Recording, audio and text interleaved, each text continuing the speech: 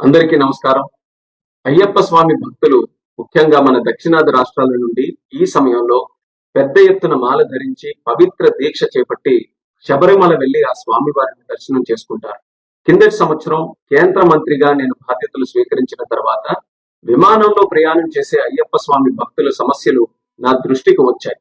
వెంటనే భక్తుల సౌకర్యార్థం మా సెక్యూరిటీ రూల్స్ లో మార్పులు చేసి విరుముడి నేరుగా తమతో పాటు తీసుకుని వెళ్లే విధానం, ఆ మార్పులు మేము తీసుకొని వచ్చాం.